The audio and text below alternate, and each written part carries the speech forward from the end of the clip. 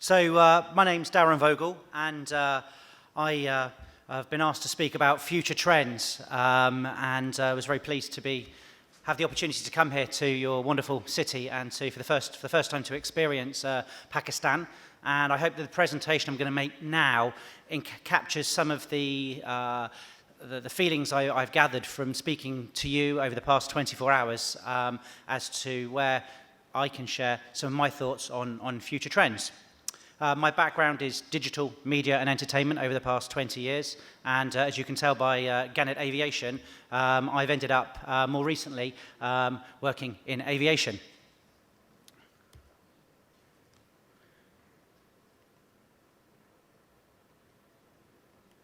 So I come from a little island called Guernsey.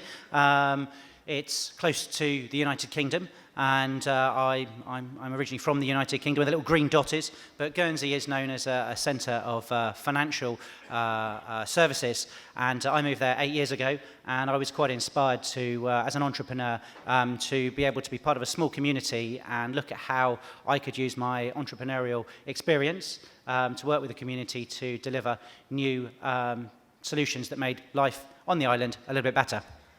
As I mentioned, I ended up by accident in aviation because aviation, getting on and off the island, was a big problem for islanders. And as an entrepreneur, applying my expertise and as an investor to trying to enable people to work, enjoy their lives, enjoy sport much better, it was very clear that fixing aviation issues was something that was important.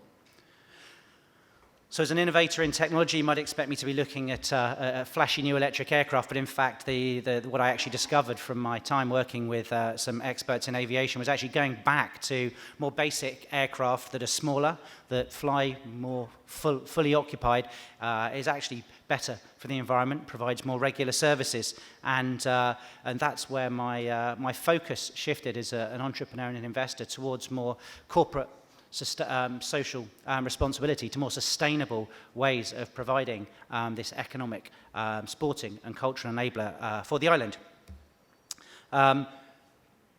There's a little old aircraft, but as you're probably expecting, being a future forum, of course, I'm looking at the opportunity for electric aircraft, and there's a video that I think will play now that shows you an aircraft that was displayed at the Paris Air Show this year called the Aviation Alice. Can we run the video, please?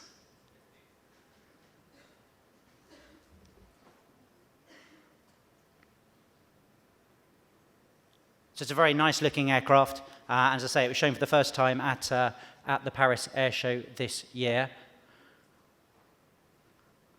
And this video should give you a look inside and a glimpse of the future of electric aircraft.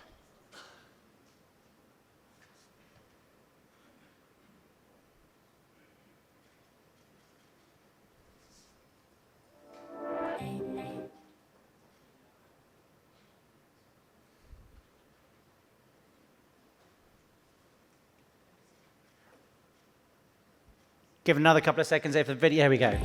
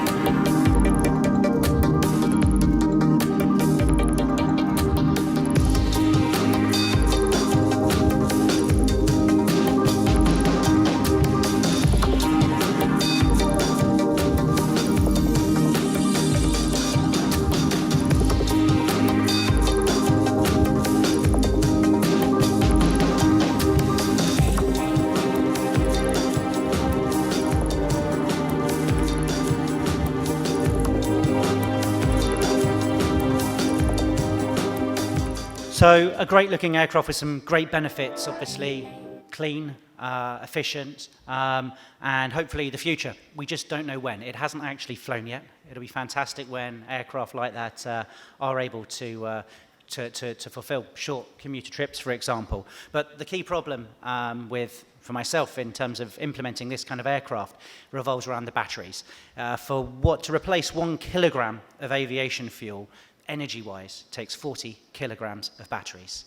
So you can imagine that there are some hurdles to overcome, and I really hope that aviation do get this aircraft up in the air very, very soon. But in the meantime, we're focusing on older aircraft. This aircraft's existed, a Piaggio Avanti Evo, for the last 20 years. It uses propellers rather than jet to be more energy efficient. It flies almost as fast as a jet, as a Learjet, but it's far more fuel efficient. And in previous decades, it's been overlooked because it's not the fastest aircraft. But today, where we're looking at corporate social responsibility, where celebrities, royalty, particularly in the United Kingdom, are being looked at for their habits of how they travel, being able to say that actually, yes, I have to take a private aircraft, but I'm able to actually reduce my carbon footprint by using a more efficient aircraft is a very positive thing.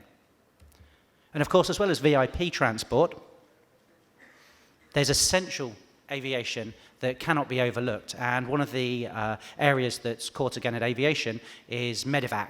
And no one can deny that moving somebody who's critically ill or in need of medical assistance shouldn't be moved as quickly as possible and comfortably and safely using an aircraft.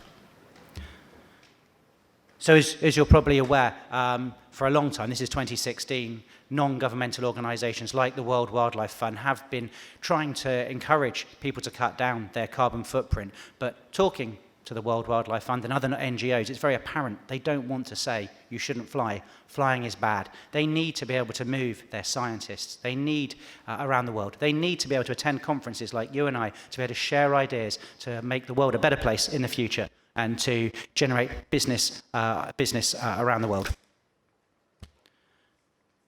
What we're doing as Gannet Aviation is looking in a broader way to offset some of the carbon footprint of our medevac transport and VIP transport, is to use aircraft to reduce carbon emissions, for example, with firefighting. And you may have seen over the past summer, there's been horrendous forest fires that are still burning now in Siberia, where I was earlier this summer, and indeed in the Amazon.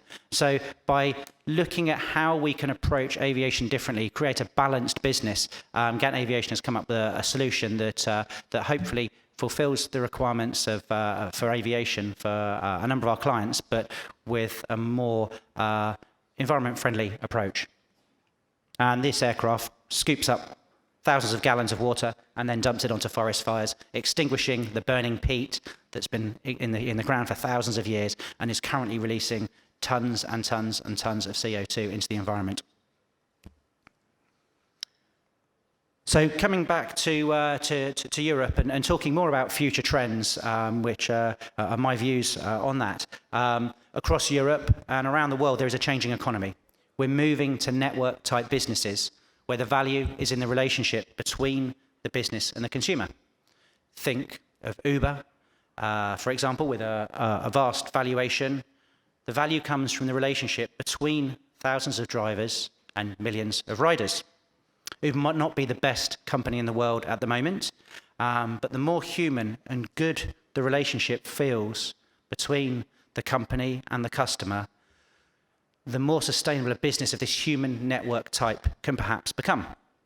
The greater the long-term value, the more compelled investors are to want to invest in further customer acquisition and growth in the hope of significant and exponential future profits. Back in my hometown of my home island of Guernsey, this realization is being reflected in initiatives from the finance industry, and from the audience that I understand is here, investment and finance is very key to a lot of people here. Guernsey's leading source of revenue for an island is from the finance industry. So Guernsey believes there's a trend where investors and stockholders are increasingly seeking to hold sustainable, responsible investments.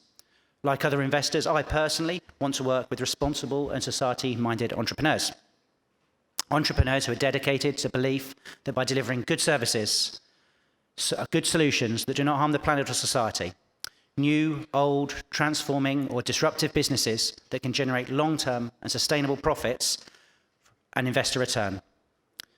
This is reflected in Guernsey's membership of the International Network of Financial Centres for Sustainability, FC4S network for short, alongside other major financial centres and led by the United Nations.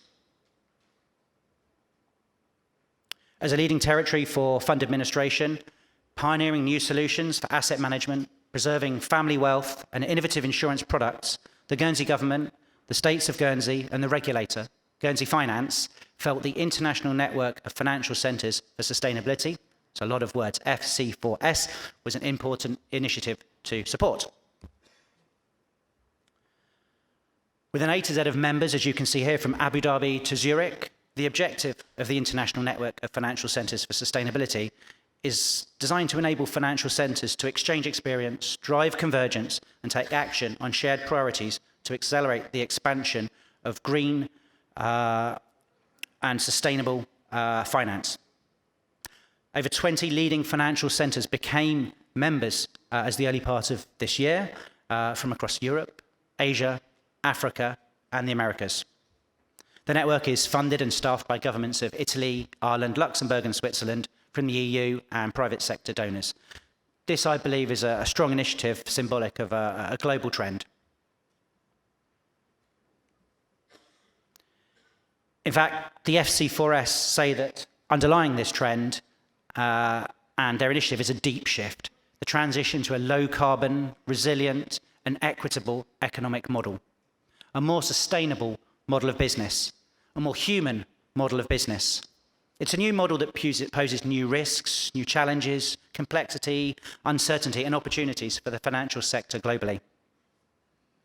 FC4S believe that meeting UN Sustainable Development Goals, known as SDGs, will require foundational changes in the structure and function of the global economy, in the global economy, with major implications for how financial institutions and the financial sector allocate capital, manage risks, and provide services to clients. I agree with the FC4S in that this transition is already happening, though. It's a trend now. It's happening now, it's accelerating rapidly. Today, investors with some US $80 trillion of assets have signed up to the Principles for Responsible Investment, thereby pledging to integrate environmental, social, and governance, ESG factors, into their investment decision making.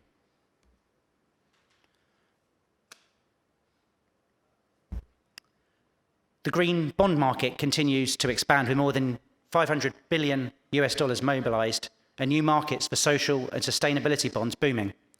Retail investors are more actively questioning the environmental and social impacts of their investment choices. Globally, the number of sustainable finance policy measures has more than doubled since 2013. And these are all statistics from the United Nations and the International Network of Financial Centres for Sustainability, FC4S. This is the Guernsey Green Fund. So back in Guernsey last year, Guernsey launched the world's first regulated green investment fund product, the Guernsey Green Fund, a response to a very strong trend. It provides the market confidence in verification and authentication through a regulatory wrapper. Utilising agreed international standards, the Guernsey Green Fund enhances investor access to the green investment space by creating a trusted and transparent platform. It's already proving popular with specialist managers. Guernsey Green Finance is working to develop climate finance-related insurance products, focusing on supporting developing nations. And Guernsey's regulator, the GFSC, is also a member of the UN Sustainable Insurance Forum. TIES, the International Stock Exchange, headquartered in Guernsey, another story I'm bringing you to show this trend from where I live in Guernsey, launched a dedicated green segment, TIES Green, in November 2018, open to bonds, funds, and trading companies. And I note that a recent Guernsey Finance survey suggested that the private equity industry has not yet grasped the full scale of the related climate finance requirement, or indeed braced the full commercial opportunity of sustainability and corporate social responsibility. 3/4 of the respondents to the Guernsey Finance Industry Survey indicated that they or their clients had increased their exposure to green and sustainable investments over the last 3 years. In total, that sample has $1.9 trillion of assets under management, administration or advice, and employs some 10,000 people. So a trend affecting a lot of investment, a lot of people. As a case study, in October 2018, the Cybers Fund became the first fund to be awarded the Guernsey Green Fund regulatory kite mark. It's a private equity vehicle managed by London and Hong Kong-based fund manager ADM Capital. ADM has a track record of investing in the agribusiness sector, something that from yesterday's presentation clearly I've come to understand is very, very important to Pakistan. From the guests you have here, I can see how important it is to continue investment into agriculture in Pakistan. It's followed a thesis-driven approach which shows the demand for high-value food in many of the world's fastest-growing regions exceeds regional production and processing capacity. So real opportunity in this trend. A nice photograph of the island of Guernsey, and actually something that was launched in the past couple of weeks and with an event that I had to miss earlier this week. Guernsey's home to the new Environment and Social Impact Monitor. It's a not-for-profit entity rating organisations for their environmental and social commitments, a response to a trend, to a demand for this kind of monitoring. ESI believe Guernsey can be an example to the world, where a social or environmental award from the ESI monitor will provide rated businesses with advantage and recognition for their positive actions in aiming to benefit the local community, reducing the island's impact on the planet in a very small way. Given there's just 60,000 people in Guernsey, it's a small way, but it makes a difference. ESI proposes to provide local stakeholders and the community the means to exercise positive choices based on the rated commitments of local businesses. Beyond green and climate control, you can take the example of Boston Consulting Group, who proposed a few years ago that companies should actually be considering total societal impact, a new approach beyond corporate social responsibility. BCG coined this term and explains it as the total benefit to society from a company's products, services, operations, core capabilities, and activities. That BCG argues, Boston Consulting Group argues, that TSI is distinguished from traditional corporate social responsibility because instead of treating social impact as a goal pursued in addition to business longevity and shareholder returns, TSI, total societal impact, treats positive social impact as an integral part of achieving those objectives. Essentially, it's thinking about how to make a positive impact through business as opposed to an afterthought once the profits are in. And I've come to understand that in Pakistan it appears that a lot of corporate social responsibility, societal impact, is dealt with through philanthropy. And philanthropy obviously is very different to organising a business in this way. Giving an example of a local representation of a multinational, Unilever's Sustainable Living Plan is an example of total societal impact. This is a wide-ranging package of business reforms which Unilever describes as a blueprint for achieving their vision to grow their business, whilst decoupling their environmental footprint from their growth and increasing our positive social impact. So as the business grows, if you've decoupled from increasing your environmental footprint, the business is not restricted. To take one part of the plan, Unilever has said all the raw agricultural materials it uses will be sustainably sourced by next year. Not only will this reduce their environmental footprint and benefit agricultural communities, but it will ensure the long-term stability of Unilever's supply chain, allowing them to continue to grow their business in the knowledge that there are no weak links. Unilever is just one organisation to sign up as a B Corporation or B Corp. Certified B Corporations are a new kind of business that balance purpose and profit. They are legally required to consider the impacts of their decisions on their workers, customers, suppliers, community, and the environment. This is a community of leaders driving a global movement of people using business as a force for good. And they describe themselves, I suggest you take a look at B Corporation as something that might help guide Pakistani companies to look at how you can adapt to this trend to your advantage. But B corporations envisage a global economy that uses business as a force for good, an economy comprised of a new type of corporation, the B corporation, which is purpose-driven and creates benefit for all stakeholders, not just shareholders.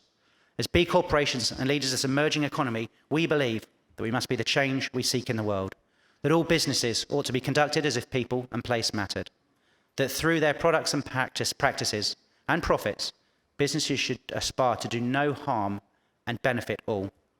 To do so requires we act with the understanding that we're each dependent upon another and thus responsible for each other and future generations.